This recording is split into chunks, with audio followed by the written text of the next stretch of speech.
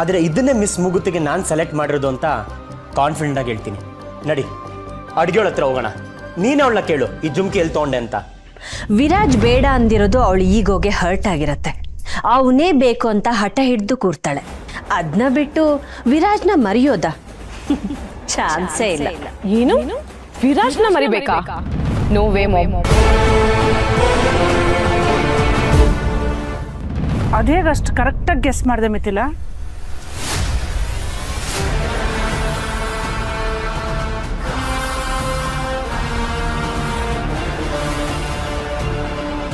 ಅತ್ತೆ, ಈ ಮನೆನೂ ಚದುರಂಗ ಇದ್ದ ಹಾಗೆ. ಇಲ್ಲಿರೋರು ಎಲ್ರೂ ನನ್ನ ಕೈಲಿರೋ ಪಾಂತರ. ಅದು ರಾಜನೇ ಆಗಿರ್ಲಿ ಮಂತ್ರಿನೇ ಆಗಿರ್ಲಿ, ನಾನ್ ತೋರ್ಸೋ ದಾರಿಲೇ ನಡಿಬೇಕು. ಬೇರೆ ಆಪ್ಷನ್ಸೇ ಇಲ್ಲ.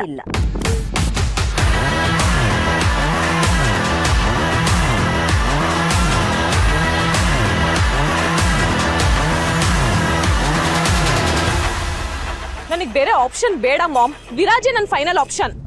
ಆದ್ರೆ ವಿರಾಜ್ಗೆ ನಿನ್ನ ಮದುವೆ ಆಗೋಕೆ ಇಂಟ್ರೆಸ್ಟ್ ಇಲ್ಲ ರಮ್ಯಾ, ಅರ್ಥ ಮಾಡ್ಕೋ.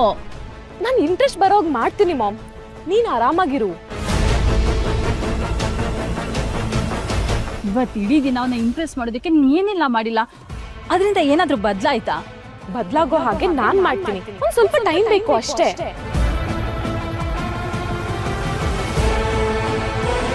ಏನು ಬದಲಾಗಲ್ಲ ರಮ್ಯಾ. ಅವ್ನು ನಿನ್ ಜೊತೆ ಜೀವನ ಮಾಡೋದಿರ್ಲಿ, ಕಾಲ ಕಲಿಯೋದಕ್ಕೂ ಕೇಳಲ್ಲ. ವಿರಾಜ್ ನನ್ ಜೊತೆ 2 hours ಟೈಮ್ ಸ್ಪೆಂಡ್ ಮಾಡೋ ಹಾಗೆ ಮಾಡ್ತೀನಿ, ನೋಡ್ತಾ ಇರು.